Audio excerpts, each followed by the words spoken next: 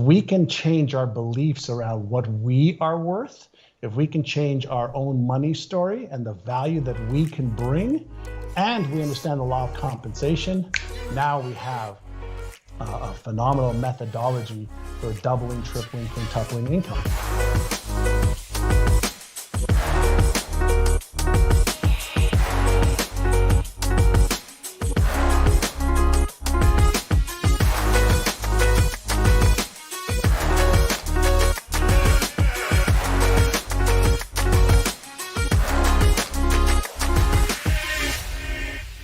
Boom. John, thanks for coming on the show. Really excited to have you here. Great to be on with you.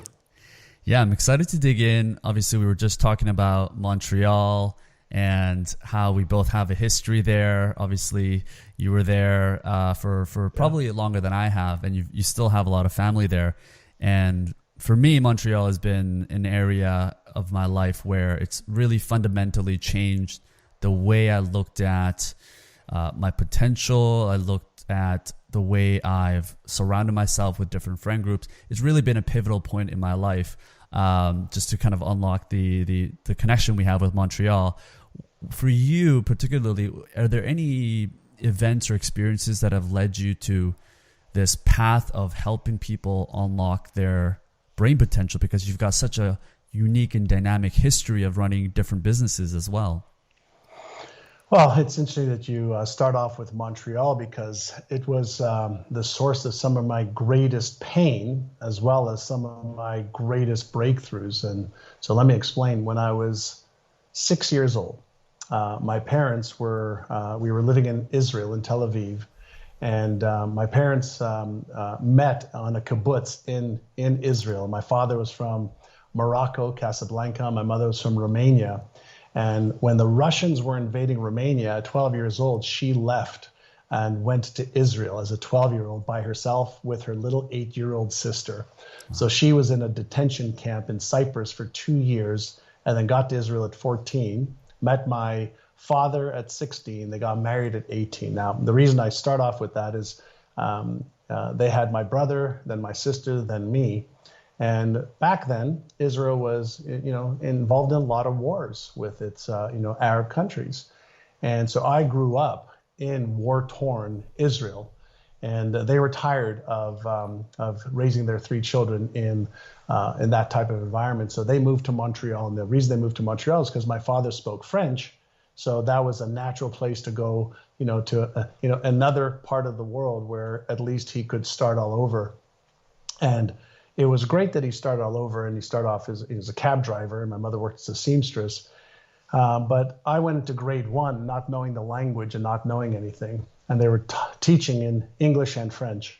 And so I quickly fell behind in the languages and in everything, because I didn't understand. And there were 50, 60 kids per classroom, because Montreal back then was a hub for immigrants.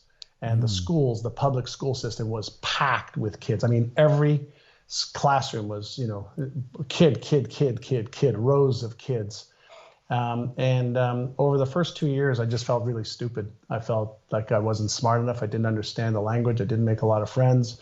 And I started getting in trouble by, just being obnoxious in class and bouncing around. And, they thought I had ADHD, and maybe I did, but I was just bored shitless looking at the ceiling for most of the days. And that quickly turned into me just getting into trouble, and then me being in the principal's office, and me hanging around with kids who were also getting in trouble because they were experiencing the same thing. And then what was even more frustrating is when I went home, my parents couldn't help me because they were learning the language too. And they already spoke French between them. So they didn't really want to learn English initially. So needless to say, between the age of 6 and 13, my prominent school years, I just fell behind.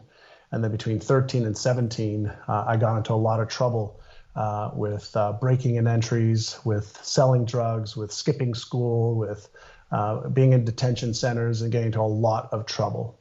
So that was the tough time in my life. And then I had a breakthrough. Towards my 18th birthday, when the things that I was doing could get me into a lot more trouble. So it went from detention centers to now, jail. Right. So that was the path that I was heading on, was either the morgue or jail. And the reason I know this is because some of the friends I was hanging with went to jail. One died as a result of getting into an altercation on a drug deal. And so that was my potential future. And my brother, who I was very close with, who used to play on the professional tennis circuit, had met this man in Toronto, Canada, where he ended up working. And this man was a very successful entrepreneur that really just cared about his family and people in the community. And my brother arranged for a lunch date for my brother and I and him. Now, I was in Montreal, 350 miles away from Toronto. And so my brother says, take the train, because I didn't have a car. I was still living at home with my parents. And so I took the train, 6 o'clock in the morning. My father, who's a cab driver, dropped me off before he went to work. I took the train to see my brother. He picked me up at, 10 o'clock, whatever, 11 o'clock. Went to lunch with Mr. Alan Brown, and he started digging into my life, my history, my past, my parents, school, what I believed, what I wanted. And he asked me a couple things that I think, this is really what I want to share with your audience. And he asked me what were my goals. And I said, what do you mean? He says, well, what do you want to achieve? I said, well, I'd like to get a job. I'd like to buy a car. I'd like to move out of my parents' house. And I like a little bit of money so I can party with my friends on the weekends. He says, that's great. But what else do you want to achieve in your life? And I had never, ever thought of that question. Up until that point, I was 19 years old. And he said, well, let me show you something. And he pulled out from his briefcase these pieces of paper. And just to put into perspective, because I know most of your audience is going to be younger than I am. I'm 59 now. But just to put into perspective, it was the 1980s goal setting guide. Wow. And so he gave me this document, and I opened up the first page. And he said, I'd like you to go sit in the table next to us here. I just fill out, some of the questions. And the first question was, at what age do you want to retire? I'm 19. I want to retire. I don't want to retire. I want to get a job. I want to retire. Second question, how much net worth do you want to have? And so I looked at him. I said, Mr. Brown, what's net worth? I had no idea what net worth was. Third question, what kind of lifestyle do you want? Fourth question, what kind of car do you want? What kind of house do you want? All these questions about what did I want, imagination type stuff. And so I started filling out all this stuff. I want to retire at age 45. I want to have $3 million net worth. I want to travel around the world, first class. I want to have a Mercedes. I want to have a nice 4-bedroom house, blah, blah, blah, blah, blah. And he looked at this document and he says, these are some really, good ideas. You want to help your parents retire now that, you're getting into the workforce. And he said to me, I'm going to ask you a question that will determine whether you achieve every one of those things. And at the back of my mind, I'm going, what one question is going to determine whether I achieve those things or not? And he looks at me and he says, are you interested in achieving those things, or are you committed? And so I'm like, what? Interested, committed. I said, Mr. Brown, what's the difference? And he said, I remember him saying, son, he says, if you're interested, you'll do what's easy and convenient. If you're interested, you'll keep using the story of, coming from Israel, not knowing the language, falling behind in school, not being as smart as the other kids. You'll keep using all the stories, reasons, and excuses that you have for fucking up your life. Says, but if you're committed, you will do whatever it takes. You'll let go of the stories. You'll let go of the excuses. You'll upgrade your knowledge. You'll upgrade your skills. And you'll upgrade your identity to the type of man that can achieve every one of those goals and dreams. And by the way, he said, every one of those goals is achievable. He said, so are you interested or are you committed? And my head was spinning, right? No kidding. And so I, out of my mouth, I don't know why, I just blurted out, well, I'm committed. And he reached out his hand. He said, in that case, I will mentor you. And I said, wow, I mean, that's great. What's a mentor? And he went on to explain to me that, every successful person has a coach, whether it's a musician, an athlete, an entrepreneur, has a coach, somebody to show them what to do, what not to do, somebody to call them on their stuff. And I said, awesome. Thank you. How does it work? And he says, well, since you live in Montreal and I live here, I need you to move from Montreal to Toronto. I go, what do you mean move from Montreal to Toronto? I don't have a job here. I don't have a car. I don't have any money. I don't have anything I could do here. He says, stop. You're already giving me excuses. I said, I know, but it's true. All those things. He says, stop. Everybody who's stuck thinks that their reasons, stories, and excuses are true. He says, first you make the commitment, then you figure out how. And so in the back of my mind, I'm thinking, oh my God, what am I getting myself into? And so I said, fine, I'll move to Toronto. He says, great. He says, the second thing I want you to do is on May the 5th, there is a real estate course that's starting. It's 5 weeks, 9 to 5 every day. Take the course, pass the test, I'll give you a job in my company. I said, a real estate course? I failed English. I failed math. I hate school. They kicked me out so many times. I'm embarrassed to go to school. He said, stop. Here you go again. You're telling me about your past and why you can't. When you're committed, you find out how you will because you must. I go, Mr. Brown, I'm really just not that good at school. You want me to learn about real estate? I don't know anything about real estate. My parents don't even own a home. He goes, John, look how fast you go back to allowing your self-image and your past to control you.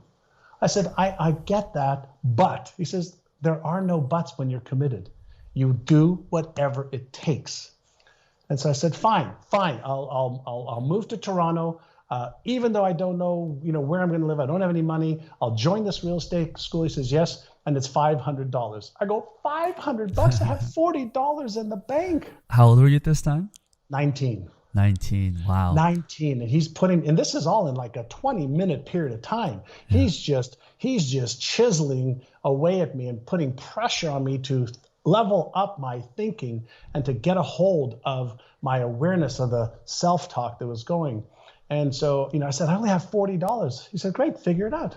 So my brother was sitting there. He says, well, Johnny, I can give you $100. He said, maybe your sister can lend some money. Maybe dad and mom can lend you some money. So long story short, for the purpose of the podcast, I moved to Toronto, Canada. On May the 5th, 1980, I got enrolled into the real estate school. On June 20th, 1980, I graduated. On June 21st, I started working for him on commission only, and then he started to teach me business skills. That first 12 months, I made $30,000, which was $5,000 more than my father. And I was 20 years old. So that was the beginning of, Montreal story of very challenging times, created this pressure to take advantage of this opportunity that kicked off my life and my career. Sure. And what do you think Mr. Brown saw in you specifically that made him so invested in helping you with your career and helping you develop the mindset you needed to get to this level? I think he saw in me, the same thing that I see in every human being, incredible potential. And, I think everybody would agree if they've done any research into the human brain, right? Scientists can't figure out exactly how it works. It is the most powerful biocomputer organism in the whole universe. And, he saw unlimited potential. And he saw with, focus and direction and upgrading skills and behavior and habits that he could help me. And, I remember, he shared something with me that I haven't shared very often. Every once in a while I remember to share it. But in the first 6 months of, him being my mentor and showing me what to do, why to do it, how to do it, when to do it, and identifying the landmines for me, whether it was the mental or emotional or strategical landmines, he said to me, he says, one day, he says, I want you to promise me that you will teach others. Once you've become successful, pay it forward, teach others, the potential that they have within them. And he was one of the old guys back then around Think and Grow Rich, right? A lot of very successful people back in the day, in the 70s and 80s were into the Think and Grow Rich movement. And in Napoleon Hill's masterful book, which is one of the first books he had me read, it says, you will become what you think about most. That was like the underlying theme. And I remember, I told Mr. Trump, he said to me, well, what did you learn from the book? I said, well, you become what you think about most. And I told Mr. Brown, at 20 years old, I think I'm going to become a woman. And he chuckled and laughed back then, because at 20-year-old, I was thinking a lot about women back then. Sure. So he chuckled. But the whole idea was, the mental focus creates the emotional triggers that drives behavior. So not only did he get me, to write my goals initially at that lunch, he had me refine them over the next 6 months. So I had goals for health and wealth and relationship and career and business and money and investment. And then he said, now, how are you going to do this? What's the plan? And I go, well, what do you mean, what's the plan? He says, well, you just can't have a goal without a plan. That's like saying, I want to put a person on the moon, but you don't plan how you're going to do that. And then he said, what do you need to believe in order to make that a reality? And like, what do you need to believe? I need to believe that it's possible. I need to believe that I'm smart enough. I need to believe that I am good enough. I need to, he made me write out my beliefs. And then he took it one step further. And he said, it's not enough to have vision and goals and beliefs. You have to take that vision and goals and beliefs, and you have to get that into your subconscious mind, so that becomes part of how you think and feel and behave every day. Sure. And so every day, I sat down and I had my, my goals document, right? I would read it every morning when I came into the office. I would run my fingers across it. I would close my eyes and visualize it and pretend like a Hollywood actor or actress that I was living that. And even though it seemed silly, stupid at first, visualize something that's not real, feel something that's not true. He didn't know it then, but the reason I went deep into the science and understanding of it is he was actually helping me create neural patterns, new grooves in my brain, new networks and circuits that we now know are part of neuroplasticity and neural networks that go from conscious effort to subconscious automaticity. And even today, like I have my my Exceptional Life Blueprint, which is my entire goals document for my vision boards are here of stuff that I either achieved or I'm achieving, my core prayer, the story of my life, my results, my big why, my outer mission, my inner mission for what I do, my values, my top goals for health, wealth, relationships, career, business. That's fascinating. Right here. And you review that on a daily basis. Every day I'm wiring that image. I record it onto my iPhone, and then I listen to it while I read it. And so I've been doing this for 40 years now. People ask me, why do you still do it? Because it works. Like, why do athletes keep practicing? Why do musicians, keep playing and practicing? Why does a Rubik's Cube expert keep doing it? Because you're reinforcing patterns, and the patterns that you reinforce are the ones that become automatic. Yeah. And the ones that become automatic are your habits, and your habits are what drive your behaviors. And so I've taken a very deliberate approach to goal achievement versus goal setting.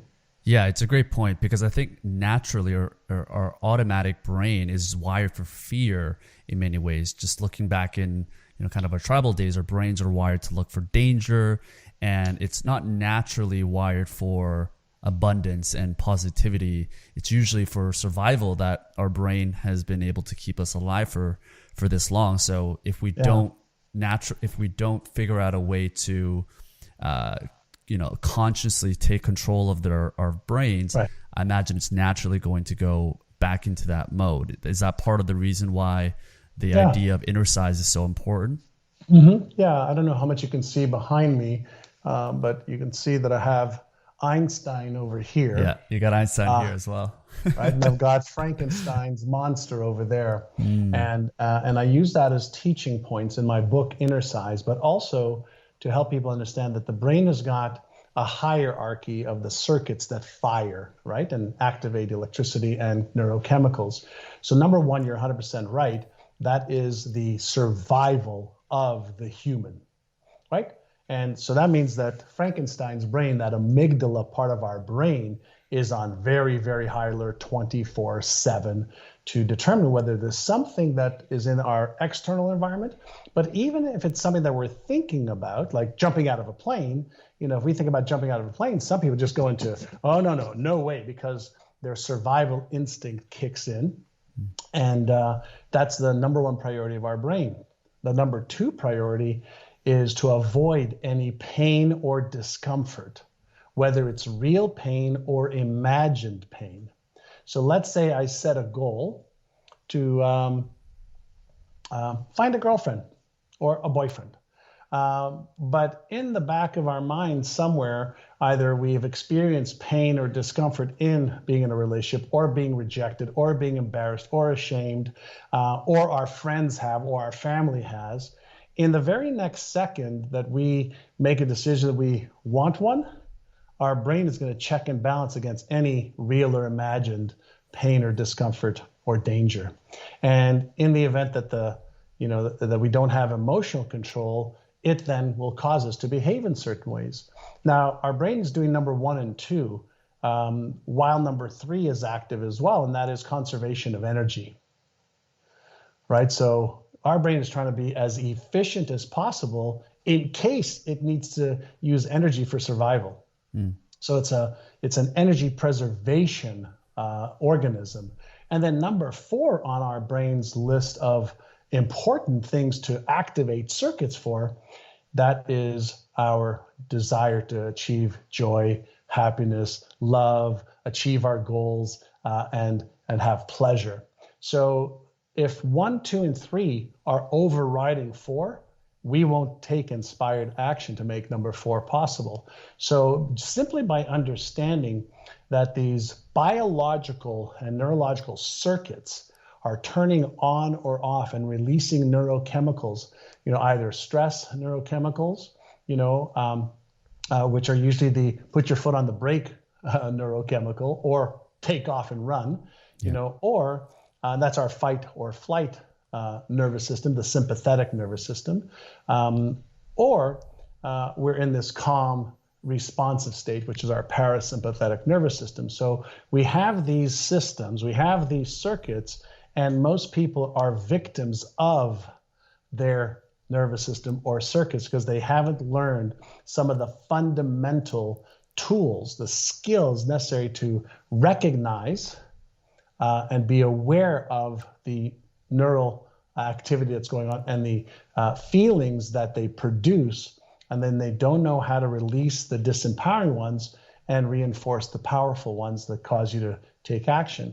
So this is a skill set issue where you haven't been trained to be mindful, you haven't been trained to deactivate stress and activate your respond system, and you haven't learned those skills to reinforce them so that when times are really challenging, you actually will not revert back to your old conditioning, which is, fight, flight, or freeze.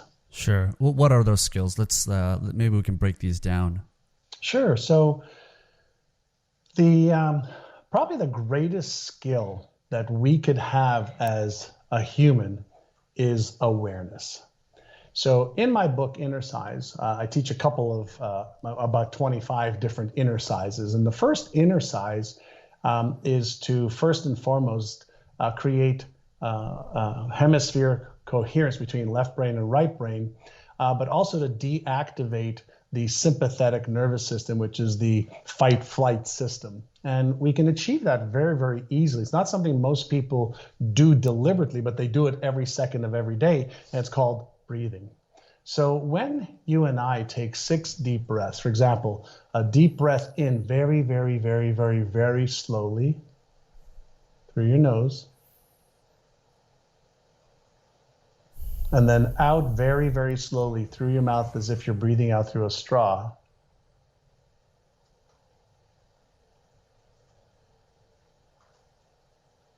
And as you breathe in calmness and certainty and confidence. And as you breathe out fear, worry, anxiety, and stress. Breathe in confidence and certainty and calmness.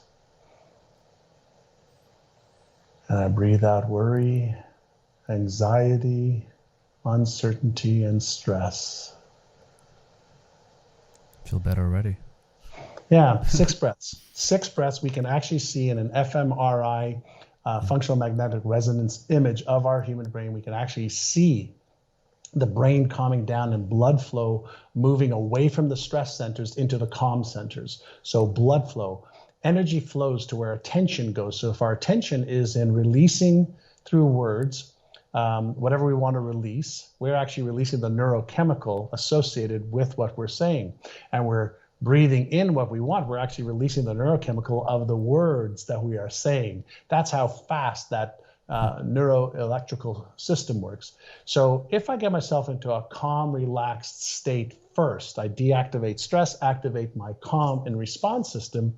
Now I've got Einstein brain back online. I've calmed down Frankenstein brain. That's inner size number 1. Why was it 6? Just sorry to cut you off, Jim, but why was it 6 breaths? Just because it takes about a minute, and that's what we can see in the brain scan imaging. A minute to a minute and a half is what it takes to deactivate that stress fight-flight system. Gotcha. And the reason you breathe out through your mouth is because it causes you to hyper-focus on the airflow here and not on anything else. Gotcha. So it's a focus, it's a focused attention inner size. Then inner size number 2, and the key with this inner size is that you do it without judgment, blame, shame, guilt, or justification. Let me repeat. Inner size number 2, it's called AYA, A-I-A, and you have to do it without judgment, blame, shame, guilt, or justification. Here is the inner size. In a calm, relaxed state, either take a sheet of paper or do this as a mental inner size. A stands for awareness. In this calm state, I want you to be aware of the last 20 or 30 minutes, aware of the thoughts, the feelings, the sensations, and the behaviors that you've been engaged in without judgment, blame, shame, guilt, or justification. In this state of awareness, there's a question. Are these thoughts, emotions, feelings, sensations, and behaviors moving me towards the goals and dreams that I want, or keeping me stuck or away? Just awareness. So once you have the answer, again, no judgment, blame, shame, guilt, or justification. So we're looking at patterns. All we want to see is observe my pattern. And then we ask, okay, what's my intention for the next 15 to 30 minutes? So my intention, be positive, be focused, complete this task, move forward on this. That's my intention. Great. Now I've activated the Einstein part of my brain. I've activated the dopamine system in my brain, the reward center of the brain. I've activated the reward center that's connected to the motor cortex part of my brain. Now I can say, what's one action step? What's one thing I could do right now to move one step towards the goal that I have for my business, for my relationship, for my career, for whatever? And so what happens if I do this once per hour during the day at 55 minutes past the hour? So every day at 7:55, 8:55, 9:55, 10:55, all the way through till the end of the day, I have a 2 or 3 minute inner size session to strengthen my awareness, to strengthen my focus, to strengthen my activity that's positive towards what I want instead of being stuck or moving away from it. What do you think happens after 1 week of doing that by putting a little alarm on your cell phone to just beep, beep, beep at the 55-minute mark after the hour?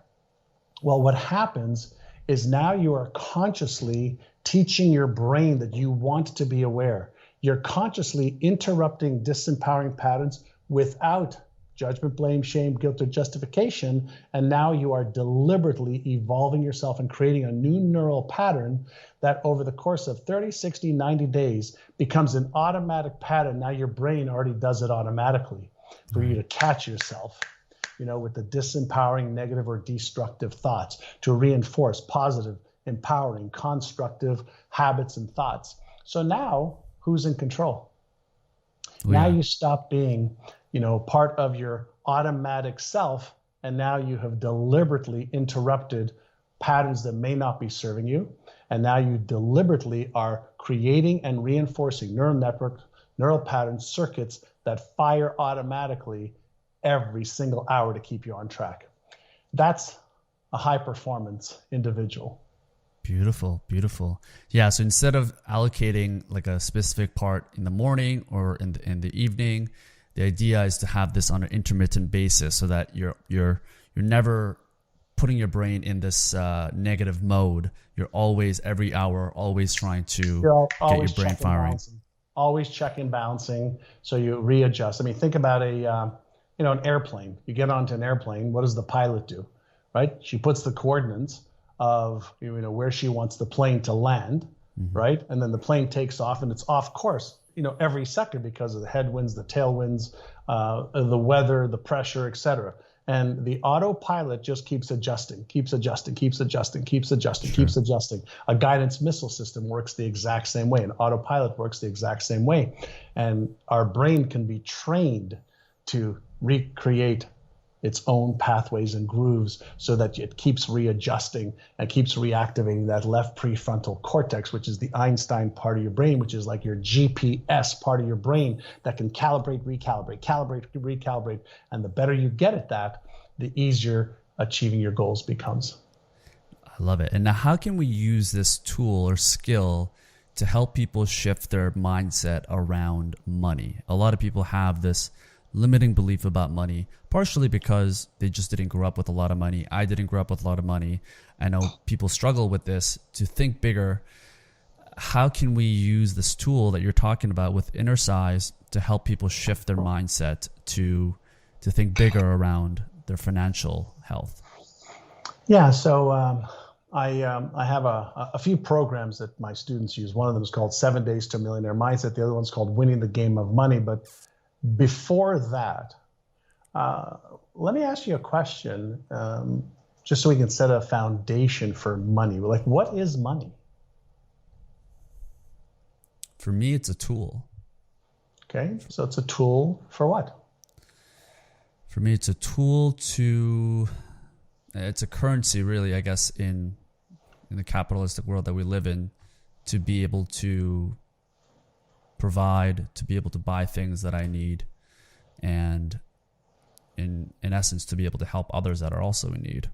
Yeah, so you're 100% right. It's a tool. It's a means of exchange, right? If we go back to the time before money, right? Tribes lived, together, and somebody went fishing, and somebody went to gather some seeds or nuts or fruits or whatever the case is, and everybody ate. And then when tribes, separated, one tribe was really good at carving stuff, and another tribe was really good at fishing. Another tribe was really good at growing, grains or vegetables. And then they said, I'll give you 3 of these vegetables for 1 of those fish and 6 of those arrows.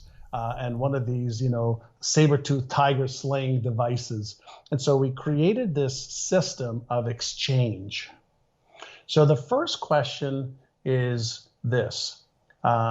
If money is a means of exchange, is there more than enough of it on this little blue planet Earth? Yeah. Okay, so there's like more than enough, right? There's more than enough jewels, gold, money, coins. We used to change chocolates, livestock, seashells. Those are means of exchange that tribes and people shared with each other. Then we had coins, then paper, then electronic means, and everything had this value system. All right, so what if making money was as simple as asking yourself, what value do I bring to the marketplace, and how much is that value worth? And then how can I increase my value in the marketplace so that my product, my service, my skill, my knowledge is worthy of requesting more money? So that's part of the equation. The other part of the equation is, why do some people earn $10,000 a year and other people earn $10,000 an hour? Value, I guess, of what the marketplace is willing to pay. Right. So part one is value, but the other part is self-worth and self-image. I see. Right. Yeah. So we can have two people with the same skill set, same product, same service. One will charge $500 for it. One feels like $50 is too much. Right. So when it comes to monetization, what we charge and what we bring to the marketplace a lot of times is determined by what we feel the value that we bring is. And if our self-image and our own money story, we call it, is scarcity minded, then we will not feel that what we bring is valuable. So in addition to the understanding of the law of compensation, I call it, we have to understand the law of self-image and our money story. So if we can change our beliefs around what we are worth, if we can change our own money story and the value that we can bring, and we understand the law of compensation, now we have a phenomenal methodology for doubling, tripling, quintupling income. And here's proof of that. And for everybody who's watching or listening, ask yourself a question. Do you know of something you could be doing right now to make more money? What could you be doing better, faster, or do you know of somebody that you can ask for help if you really want to double your income in the next 12 months? And almost everybody says, yeah, I know something I could be doing. So then the question is, why aren't you doing it? Like, why aren't you doing the thing that you know you could be or should be doing? And the answer is either you have limiting beliefs holding you back, you have fear holding you back, or you have self-image holding you back. It's not about the how, because the how you can Google in 5 minutes or less and either buy the book, buy the course, buy the program, get the coach, get the expert to help you with all the how. All the how to, unless you're trying to colonize Mars, we already know. Yeah. So the how is not your problem. And it has to be one of those three things. And that's really why I started my company, My NeuroGym, and that's to give people the tools to really work on the inner game so that they can achieve the outer game that they want. The inner game determines the outer game. And John, I feel like what you touched on is so critical, because we use money as a analogy, and money is something we can measure, something we can quantify, but we're all investors, whether it's investors of money in terms of the physical currency itself, but it's also around our time. And I think the limiting belief of people of not being able to value their time, it can translate to certainly how much they make because of how much they can charge per hour, but it's also around how they allow people into their lives, or how they allocate their own time. And if someone actually values their time at $10,000 an hour versus $10 an hour, watching Netflix is not exactly, you're pretty much drowning your money out of the toilet, right? And you're not being productive with the time that you have. So I think what you touched on is so transferable to so many other aspects of our lives. Well, time is actually our greatest asset, right? And every day we're given 86,400 seconds. And at the end of the day, it's all spent. The question is, was the investment worth it? Did you use that asset in a way that it gave you more or depleted you? Yeah. Right? Which one? Did you put more into the bank at the end of the day? And I'm not just talking about the financial bank, right? I'm talking about the mental bank, the emotional bank. I'm talking about that side. Did you get a return on energy and a return on that investment of your life?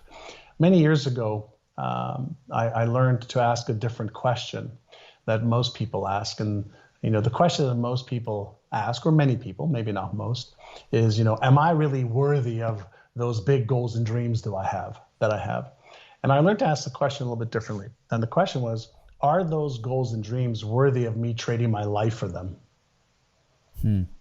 Now, if you value your life, as Bruce Lee said, then you must value time, because time is what life is made up of. And so if you don't value your life, you won't value time. If you don't value time, you'll squander it. So I want people to just give that a thought right now, right? And so we've been in, challenging times, right? And there's a lot of people right now going, oh my God, I wish I would have, I wish I could have, I wish I did when I could have. Well, guess what? The Chinese have a great saying, says, the best time to have planted a tree was 50 years ago. The very best next time is right now. So are you planting your seeds right now? Are you taking control of your mindset and your emotions and your skill set? Are you planting the seeds right now that'll give you the harvest in 90 days, 180 days? Or are you just going to keep repeating the same patterns and reinforce, the same seeds that bring you the same fruit year after year, month after month, quarter after quarter? Hope and prayer is good, but shouldn't be your ultimate strategy. Yeah, I love it. Right? Well, that's what I call the drug of choice, hopium. Hopium. I love it. Well, John, I want to close up, but I want to talk to you a little bit about the future of neuroscience. We're going through, obviously the election right now, but we're also going through a very fundamental shift in the economy. We had Andrew Yang on, who obviously ran through the UBI program. And he was advocating this because most people are going to be losing their jobs due to automation, starting with truck drivers all the way to regular bookkeepers. It's going to be a very lumpy period of retraining. And I agree, like the first step would be to help reprogram the mind, which is what you're doing is so valuable. And do you see anything in the horizon of neuroscience that can fundamentally change how we learn? Yes. Yeah. I mean, there is the next explosion of innovation is happening right now. So innovation in health, innovation in jobs, innovation in AI, robotics, biochemical, every single area in our society is going through a massive change right now. We will see more change in the next 10 years, as we saw in the agricultural and industrial revolution, and even the computerization of the world. And so we are going to see more change in the next 10, 15, 20 years than we've seen in the last 150 years. So that's part one, yes. Part two, the only human that likes change is a wet baby. The rest of us resist it. Why? I'm going to go back to the second part of the brain, that fires off is any time that our brain seeks change, there's risk, and we like predictability. So our brain is consistently predicting the next minute, the next hour, the next week, the next day, and innovation and massive change creates a lot of unpredictability. And that sets off the fear centers in the brain, the anxiety, stress centers of the brain. And people don't have the skills to deal with these emotions and feelings. We're not taught that emotions are triggered in your subconscious mind. They trigger off these neurochemicals that causes us to feel certain things. So that's the